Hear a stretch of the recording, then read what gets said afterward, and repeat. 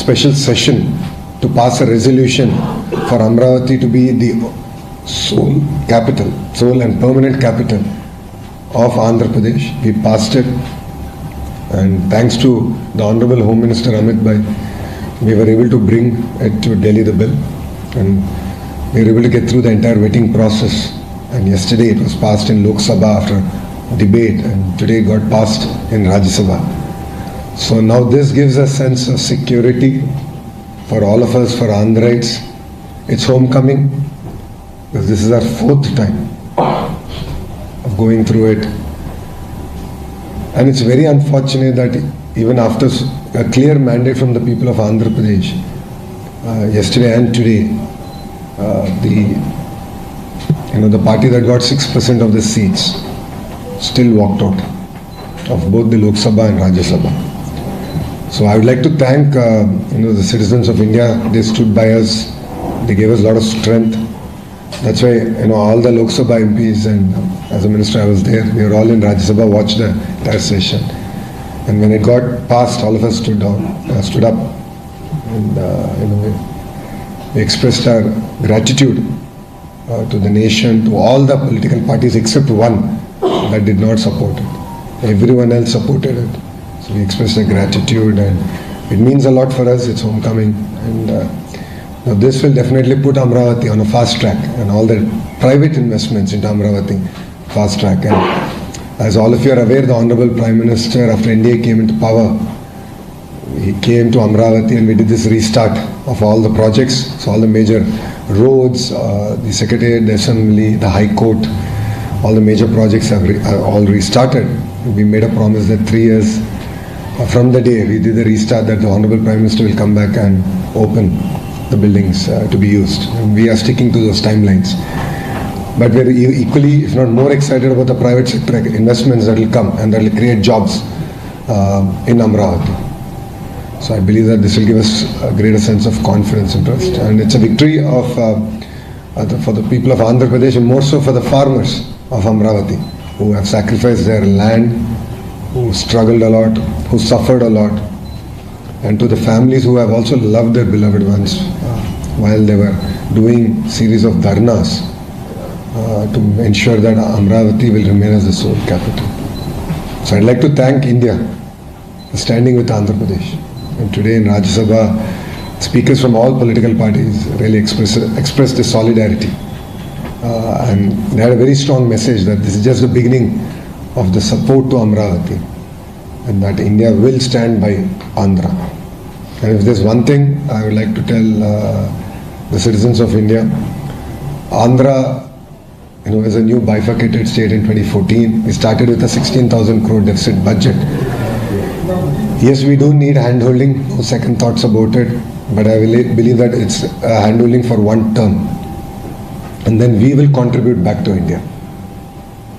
Mr. Naidu is known for it. He's done it in the past. That's why people have re-elected him back as the Chief Minister.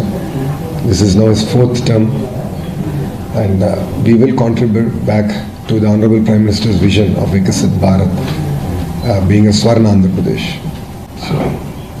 So if media has if you have any questions, I'll be more than happy to answer. It's been reversed in even the capital was there, that bill was passed, and then the 3 capital formation came, this idea. What's the guarantee that this will not be reversed in future when there is a group majority at the center and the state? So that fear is always there, right? Is there any special clause because legislation can be amended anytime? No, bills can always be amended. However, you need a majority to amend a bill. Yeah, that's what. If so there today, is a majority in future.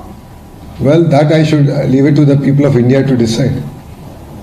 Because honestly, there's a lot of emotions that is built around a capital city, and people of Andhra Pradesh have gone through a lot already. So today, all the political parties except one have stood by Amravati, and I believe that this will continue. I believe that it will not change, because everyone has voted for Amravati to be the sole and only capital and permanent capital of this great state of Andhra Pradesh. Did TDP make special efforts to reach out to opposition parties which are opposition to BJP? Like AAP supported and others? We reached out to every party. I believe that's the beauty of Indian democracy. Then we explained the nuances of what we are trying to bring. We explained about what we have gone through as a state, what women and farmers, kind of suffering that they had to go through to get to where we are today. And then we requested for their support, and if you've seen it, unanimously we got their support. So what's been the progress so far as far as Amravati capital is concerned, and how much central fund has come into and how much more you are expecting in the future? See, the mandate is very clear from the Honorable Prime Minister is to build a world-class capital city. And today, if you look at it, we will raise both private capital and public capital. As in, there will be private sector investments and there will be government investments that go into Amravati. So the current stage is that close to 50,000 crores worth of works have already been tendered out. And then on a weekly basis, the Honorable Chief Minister himself monitors it. And we intend to finish all these works in the next 2 years. Before the Honorable Prime Minister comes and of course inaugurates everything. So the trunk infrastructure will be done, the core seed capital will be done, the government buildings would all be done. And apart from that, we already have SRM WIT, BITS is opening up a campus, quantum computing campus is getting, we are opening that also. So it's no longer just about a place of government, but then we also see this as a hub for education and also economic activity. So we see this as a driver of economic activity for the great state of Andhra Pradesh. So by when this fully developed capital you foresee? By end of this term? Absolutely. By phase 1 will be done by end of our term. No second, this particular term, no second thoughts about it. But then let's also accept one thing. See, a city will always grow. There's only a beginning. There's no end to growth. So cities will organically grow, but the way we have designed Amravati is to be a world-class city. The infrastructure that we are building is truly world-class. The likes that of what India has not seen. So I believe that it could be a model for how we should go about building new cities.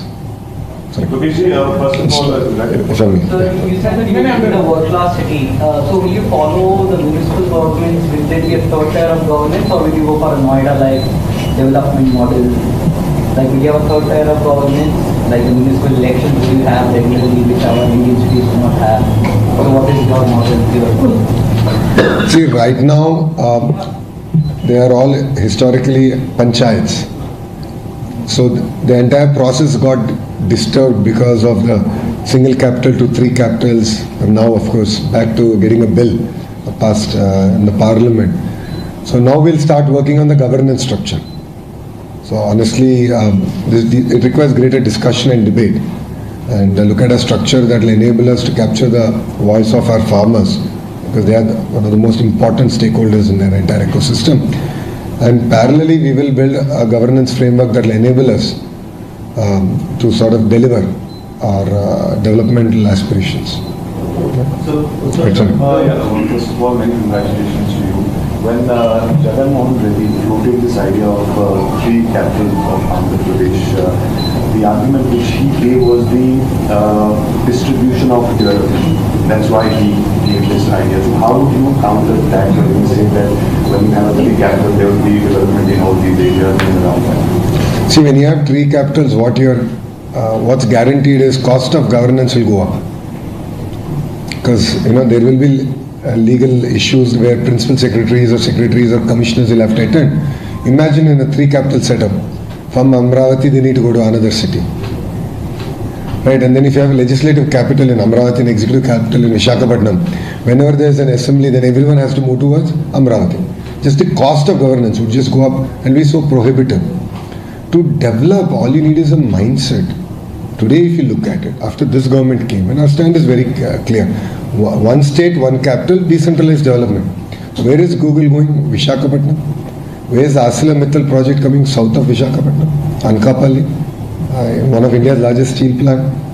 A lot of investments now have come to Rayalaseema region. Kia historically was already there when we, in our 3rd term as government, we did that. We got Kia to Anantapur. Few more companies have now come. A lot of food processing companies have come. A lot of cement companies are now coming up in that ecosystem. So we have always been very clear that We want to build 22 clusters across very thematically. So drone city, a space city, a glass city, a renewable energy ecosystem. So we AC manufacturing. So we're very focused. We have 22 clusters that's getting built on. So Prakasam district is our entire compressed biogas ecosystem that's getting built up. So this notion that capital alone or bringing capital will develop an area, then every district should become a capital. No, that doesn't work. You have to have a very systematic approach. And Andhra Pradesh today, if you look at it, out of the 100 rupees that's getting invested in India, we are now attracting 25.3 rupees. And all this is going to different parts of Andhra Pradesh.